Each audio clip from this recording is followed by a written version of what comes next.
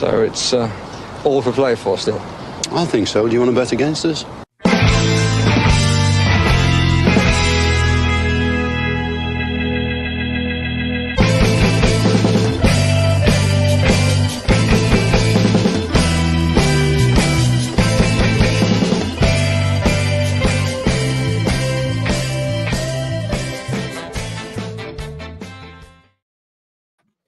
Merry Christmas, Aston Villa fans.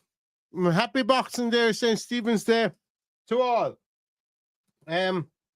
Apologies, I'm a bit late because I was in transit.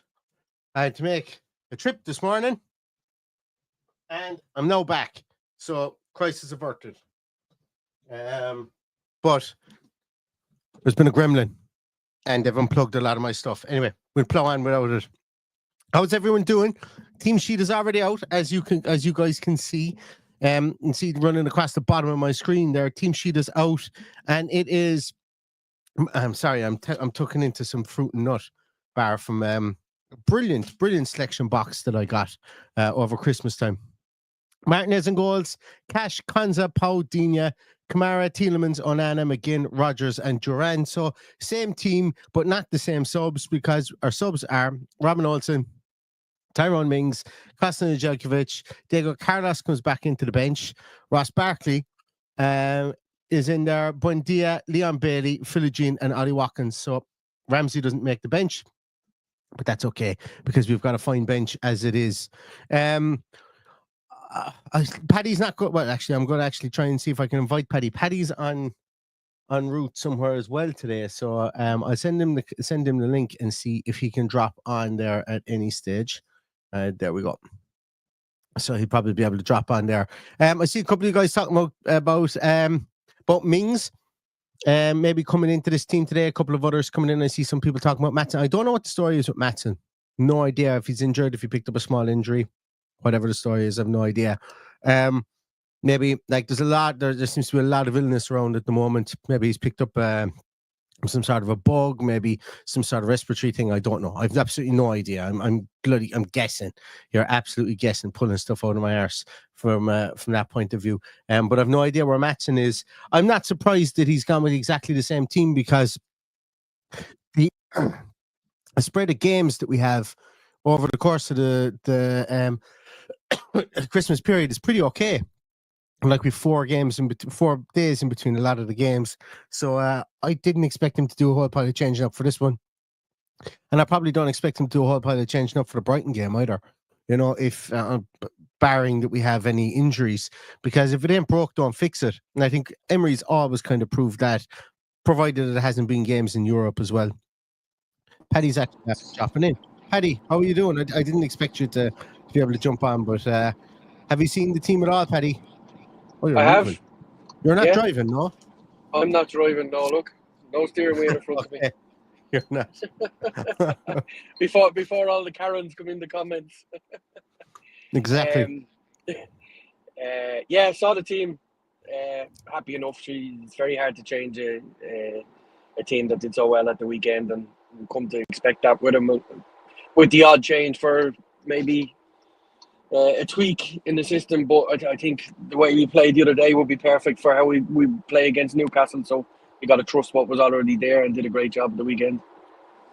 Yeah, look, we're playing away from home in the place that's nearly died eating a fruit and nut bar. God's sake. Jesus. I think, as you said yourself, not changing something. We played against Man City, albeit a Man City team in flux and turmoil. They were drawn 1-1 with Everton the last I saw. But we're now going away to Newcastle, a team that we've not done well away from home. What is it, 2005? Is that statistic or something like that? 18 years, yeah. Yeah. So, go there, be compact, try and nick an early goal, and then try and hold on to it, and then build on it like we did against Man City. I don't see any reason why we can't do that. I like the heft again that we're going to have in midfield. Yes, there's going to be teaching tape on how we played against Man City for this Newcastle team to study, but you know, it's up to Unai Emery to tweak it whatever way he sees fit. You know, he talked a bit about Tielemans. It's funny because he talked about the great job Tielemans did in the press conference about playing in the 6 and the 8 for him so far. And he said sometimes he plays in the 10. And I wonder, was he getting excited about maybe pushing him further forward again in this one, or was he going to maybe push McGinn into that role, or what was he going to do? But either way, the fluidity in midfield worked against Man City, and we're going to need it today as well, because we're going to need to bypass and not get bullied like we have done traditionally against Joe Linton and against Bruno Guimaraes. And we've been bullied by the two of them in midfield, and it's allowed their wingers to get great joy out of these games. So yeah, that's my thinking, that even though we're playing the same team as last week and probably the same setup, Unai Emery must have it somewhere stuck in his craw about this team, because this Newcastle team have had the hex over Aston Villa since Emery's taken over. Yeah, and that midfield, I think, is the big talking point. You see Joe Linton go back in there with Tonali and Bruno Guimaraes. It's a far more effective midfield than what Man City operated with last week. So it'll be harder to break down. I don't envisage you're going to see the same effectiveness of that Morgan Rogers run. I think you'll see Luca Dean coming more into play on that side if needs be, and Matty Cash on the other side. So it'll be a different type of challenge to try and break that down. But yeah, look, I'm fairly optimistic for some strange reason with this game. I think it's just maybe it's the Christmas Day hangover or whatever it is. But I've a feeling, have a feeling, because of how we played last weekend and how there's probably a decent buzz around the camp, that we couldn't lift this hex today and get a result. I just want everybody to know as well, Paddy didn't get his Yorkshire pudding with his dinner yesterday. So just in case for anybody who was keeping track on that one, he didn't get it. And if you haven't watched our Christmas special, well, then you're completely in the dark about what I'm talking about. But he didn't get it. But no, hopefully he's on the way to get it to the next house he's in. That's what happens when you upset Man City fans in your Christmas special, and then have to go to them for dinner a couple of days later. Exactly. Yeah, it's just to remind me there when you talk about Christmas hangovers, because I worked my way well past a bottle of whiskey yesterday, and I woke up this morning and I was completely right as rain. So it's fantastic. Good for you. It's we call it Ishka. It's whiskey in Ireland is called Ishka Baha, which essentially translates to the water of life. So go figure. Is what I would say there. Getting back anyway to this game, Paddy. Look, Newcastle are obviously dangerous. They're on a massive upturn again. Last year wasn't their year. They struggled on both fronts. And, it's funny because the year that Villa came up, remember the year Villa came up and they bought all these players and everyone said, oh, Villa are doing a Fulham. It was kind of this whole Villa are doing a Newcastle. They strengthened, but they strengthened enough, or they're going to be able to fight on two fronts. Yeah. I think Villa have made a better hand of it so far. Look, obviously we don't know, and there's nothing in the record books yet. Villa have made a better hand of it so far than Newcastle did last year. But this is like Newcastle are coming into this with not having the stress of having to play in Europe as well. And Unai Emery made mention of that. There was a fleeting mention to it about the great job that Eddie Howe has done with Newcastle from that point of view. But they've got some really good players in this team. I think if we're going to catch them, we're going to have to make their centre halves. And this is probably, look, I could probably record this and put this on every single podcast we do. We're going to have to make their centre halves work really hard to understand where the attack is coming from, because they're probably. I better get up their team, so I don't have their team here. But that would be handy if I did. But that, I think, is going to be the key here. Try and bypass their midfield, as I said, by going with 5 in midfield and play those triangles, which we've become brilliant at. And we were doing those brilliantly when we were losing games too. We've really perfected it now. Try and bypass those triangles, and then make sure that their two centre halves are either crossing over each other, or that we're making the gap between them so wide that when we do get the ball out wide, that when we cross that ball and we've got people coming into that penalty spot area, to get into the back post, and that there is a cavern between those two centre halves, because Villa do an awful lot of shape work on that to try and split them as wide as they possibly can. And a lot of the times sometimes it can look ponderous, the build-up play, but that's what you're trying to do. You're trying to isolate people. It's like it's like when you see a pack of lions going after a lot of antelope, and the antelope are faster, and obviously the antelope know where they want to go. They're trying to isolate one or two of them so they can all get them. Villa are obviously trying to do that. We're trying to move people around the field as well, just like Barcelona used to do in the past. But Paddy, who are the players that you're most, I suppose, afraid of in this Newcastle team today? Well, there's a couple of battles there which will probably ultimately decide the game from a defensive point of view. Matty Cash against Anthony Gordon, and then whoever picks up Isak, you'd have to think it is more than likely going to be Ezri Konsa. So at the moment, Isak is probably one of the best strikers in the league, on-form strikers in the league. So that's where we got to watch today. Obviously bolstered as well with Joe Linton. I really like Joe Linton in midfield. He's a decent player.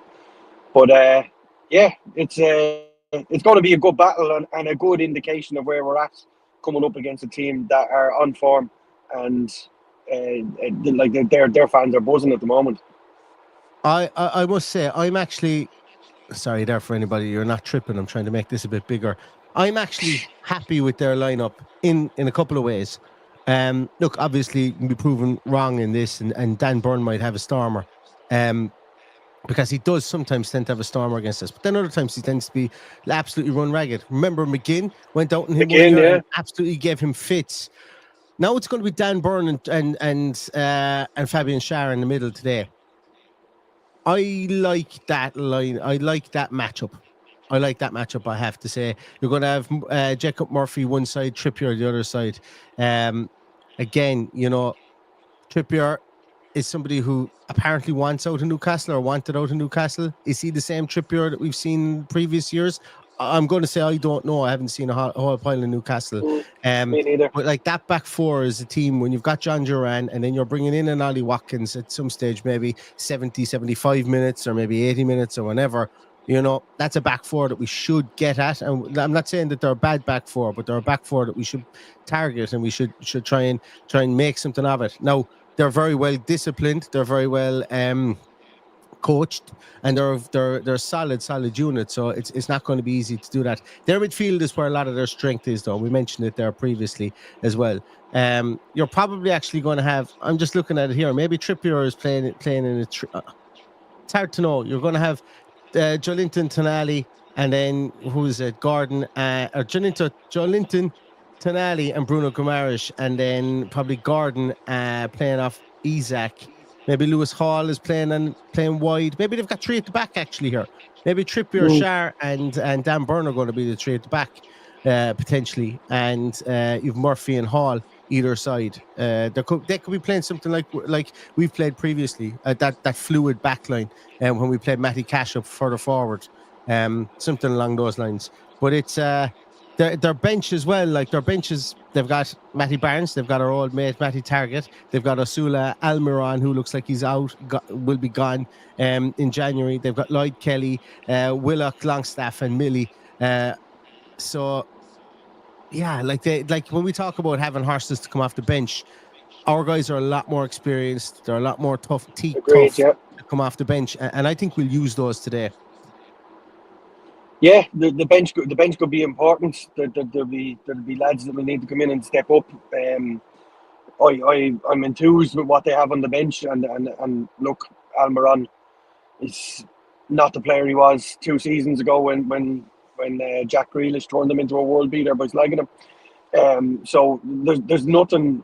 You know, Miley's a decent footballer, but probably still very wet around the ears for this level. So the ability to change it up isn't there for them, which we have, and those lads that we have on the bench, when called upon, will need to do a job. Yeah, it'll be interesting to see how they set up. Like at home, I don't expect it to be a 5 at the back. It's probably going to be Jacob Murphy pushed further forward, maybe in a winger role, I would say, on that right hand side. That's probably what it looks like. But then again, yeah, Trippier then out on that as a right back. Sharon, Dan Burn, Lewis Hall. Yeah, that's probably what it looks like. They've no Livramento as well there, which I think is pretty big, being able to play on both wings. You know, he's a fine player, and they got him kind of for a song, if I remember rightly. I could be wrong on that, but I think they got him for like 18, 20 million, which, Decent player player. of great. Very good player. Yeah, very, very, very accomplished player, but just can't seem to get a string of games together. Is his big point, and he's not going to be there today either. Is there Look, is there any word on why Ian Matson's not in the squad? no, nothing yet, that I've heard of. I will take down the Newcastle team there for a moment and I'll just see if John Townley has anything up about it, because he did tweet there a moment ago. I haven't seen anything on it. But look, it's the time of year where people get sick, and it's probably one of these ones whereby Matson woke up this morning, he'd snotty nose, or he was coughing his lungs up. It could be something along those lines. Or he had as much as Shinji Kagawa did a few years ago. Yeah, Jesus. Yeah, but look, it's all that kind of stuff. Maybe the meat thermometer was showing the wrong temperature yesterday. All these different things can happen on Boxing Day, St. Stephen's Day here in Ireland, and we're not counting on him today because we've got Luca Dean in there, but also at the same time we're only one injury away from a Luca Dean from wondering who the hell's going in at left back.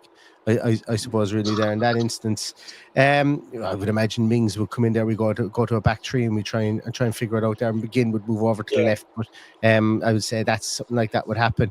Just if in doubt, just put McGinn over somewhere in that general area. That seems to be Aston Villa's sticking plaster at the moment, which is grand, which is fine.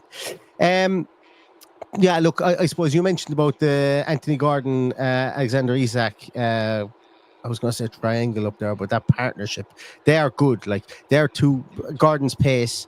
But then again, Gordon has had some stinkers against Villa, whether it be against Everton or for this Newcastle team. He can have stinkers and he can have brilliant games against us. And same with Alexander Isak. Isak took us around the woodshed the other, was it last year? I think it was. Yeah, it was last year in both games, if I'm not mistaken, maybe. Isak was just exceptional, and he's probably one of the most on-form strikers, I think, in the Premier League at the moment. So going to need minding. Ezri Konsa is going to need to have his head in a swivel for that one. And just like I mentioned about our centre-forward pulling off the shoulder of one of those guys and maybe trying to find a Dan Burn, maybe start off on a Fabian Schär and pull it back towards to find a Dan Burn so you can out-muscle him. Arguably, they could say the same thing about this, that, look, if you're going to put Konsa on me to run around with me, well, all we are is one cross away where Konsa loses me and I end up on Pau Torres. I know I'm going to beat Pau Torres in the air. That's probably what they're thinking. Now, I think Torres is getting better in the air. I think he's been much better these last maybe 5-6 games in the air and a bit stronger. So look, it's all to be told, but it will be a case of managing the two centre forwards and making sure that both sets of centre halves don't leave caverns down the middle. And that's probably where Boubacar Kamara comes in, because he's playing again today with Amadou Onana. Tielemans will likely be pushed further forward. We'll have, I think we're similar the way the two teams are set up. We're going to be looking for that fluidity in midfield. The two hold, one goes forward, or one holds, two goes forward, whatever the case is. But there won't be anybody that will be given the specific role of hold. Like, it's like if the case comes up whereby, yes, okay, it'll be Kamara, you're holding, but if there's a laneway in front of you and you can take a run at it, someone has to be cute enough to be able to come in here and do the work for you. And I think Newcastle are going to be the same. And I think that's going to be the winning and losing of it, is who's more disciplined, who's more creative in midfield, and who's able to get past those two blocks of 5, I would imagine, that are going to be there in midfield for the majority of the game. Paddy, I lost you there for a minute, so I don't know whether you asked me a question or not. I know, I was thinking as much. I was thinking that you might have lost me there in the middle of it. Do you have any score prediction, Paddy? What are you going to go with? I feel, as I said, I'm feeling optimistic, but 1-goal victory, probably a 2-1 maybe. Can't see a clean sheet up there, but I think it's time we got the monkey off our back of not winning there in nearly 20 years. So it's so we haven't won there in my son's lifetime, so we're going to do it today on the Feast of Stephen and beat them 2-1. There we go. You're going to go with 2-1. Yeah, I think I'm going to go with 2-1 as well. I backed I don't bet an awful lot, but I put on a flutter today on Bournemouth, Chelsea and Villa, and it came in at just shy of 10-1. So that could do an awful lot for the coffers after Christmas if that comes in. But look, I'm not supremely confident about this game today, but I think based on what the lineup that we have, the lineup that they have, and the horses we have in spare in comparison to theirs is, I think that we should be going there with the result in mind, and whether if it comes to pass, it comes to pass. If it doesn't, it doesn't. We'll discuss it afterwards in the post match pod. Can you guys start popping in your score predictions as well there? And while you're doing that, I'm just going to ask, or I'm just going to say two things, I suppose. Number one is, did everybody know that Michael Douglas is sponsoring the match ball today for Newcastle? I just see it here on the official team sheet that they handed out to Matt Maher. I don't know if it's the actual Michael Douglas or if it's a man called Michael Douglas, but I wouldn't imagine, like Catherine Zeta-Jones, I know that she's Welsh and everything like that, but I don't know whether she'd be her way the lads or what way she'd be. But yeah, if it is the Michael Douglas, I'm sure the camera will pan to him. But the other part that I wanted to chat to you, Paddy, is match referee today, Anthony Taylor, with the assistant referees of Ian Hussin and Neil Davis, with Lee Doughty as a fourth official and Graham Scott on VAR. Anthony Taylor, he's one of your favourites. Probably am I right? Yeah, I think he's consistently the best referee in the Premier League. He has let us down once or twice, but I think he always looks like the most confident thing. So, sorry, just dropped my credit card here to pay for the toll. Go on. I'm not too far from you. I'm only in Loughrea, would you believe, just down the road. Oh, go away. Yeah. I'll stick my head out the window. I'll see you in about 20 minutes. Give us a wave. But yeah, Michael Douglas, I hope it's Newcastle that's falling down and not us. So I'll leave you with that one. Dude, that was brilliant. That was great film pun on that one. Listen, Paddy, go ahead, drive safely, mind yourselves, and we might get you on for the post-match podcast afterwards. Excellent. So everybody else, try and get your score predictions in there. While you are, I'm going to come to some of your comments, should I say? I'm going to scroll back up to the top. There was one or two there that I wanted to highlight. First of all, Flange says, "Happy Christmas, Villa fam. Hope you all enjoyed yesterday." I hope you enjoyed yesterday too, Flange. Thank you so much for that. Engine 9 says, "Merry Villamus to everybody as well." Debbie Hingley says, "Happy Boxing Day. Let's wish for a late Christmas present of 3 points." Absolutely. Sai brings up a good question. He's surprised that Carlos being on the bench if we're looking to sell. Well, I think if past this prologue for this one from the summer transfer window, I think the club will only sell him if they get enough. I think the club will obviously only sell him if they get the offer that they want or that they need, should I say. But it'll be interesting to see if he's around after the January transfer window for sure. But we might as well use him then while he's not here. I think maybe if Maatsen was here, maybe Maatsen makes the bench over him. I don't think you need both him and Tyrone Mings. But I would say if Maatsen wasn't injured, should I say, or wasn't sick or whatever reason he's out for, I'd say Diego Carlos isn't on the bench there today. Maybe. We'll see in future games. There was one. Thank you so much to Villa Donner. Jesus, thanks a million. You gifted 5 for the Love of Paul McGrath podcast memberships. Thank you so much, and to anybody who gets those memberships. Say thank you to Villa Down Under for sure. And Dan G says, "If we win today, Neil, a bottle of whiskey shall be in transit to you." If that's the Dan G that I think it is that sent a bottle of whiskey before Egan's whiskey, absolutely lovely stuff. If any of you guys find a bottle of it in your local off licenses, pick it up and give it a good home, because it's lovely stuff. Going to come to a couple of your comments or a couple of your score predictions here. I see they've been flowing in. So Tom is going with 2-1 to Villa. Jordan Levy's going 3-2 Villa. Bolg is going for a 1-1 draw. Kurt is going for a 0-0. He said, "Bite your hand off for a clean sheet and a boring 0-0.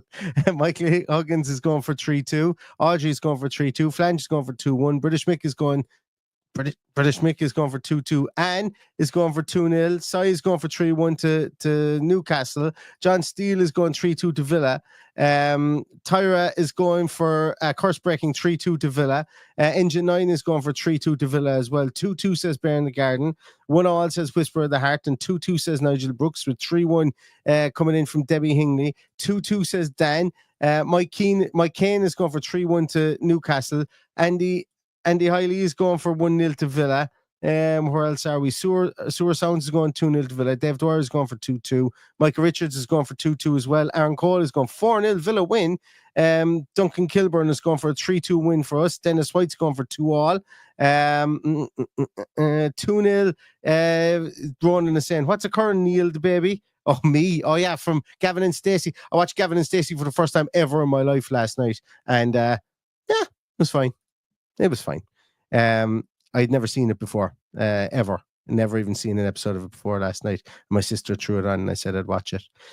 Paul S says 4-1 to Villa, a statement win. And Benjamin Green is going for 2-1 to up the Villa as well. So 2-1 to Villa. I'm going with 2-1-2. Look, I don't see any reason why we can't go there with the mindset of getting a result today.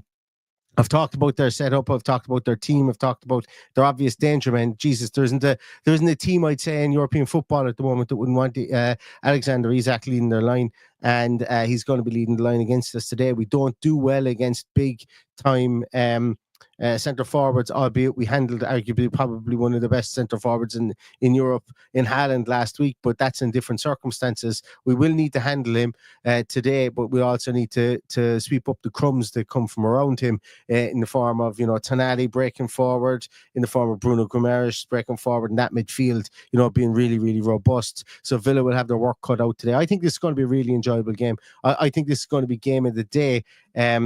In the Premier League. I don't think it's going to be massively scoring, as I say. It could be a 2-1, but these are two teams that are looking to break the hex of the top six. Newcastle did it 2 years ago. We did it this year. We want to be perennially up there into the 90 plus minutes. Manchester City and Everton are still drawing 1-1. So this Premier League is already throwing up results that I wouldn't have expected. Even Everton being incredibly hard to break down at the moment. I mean, really, really good defensively. I thought City, again, like I have probably for the last 11 weeks, would come good.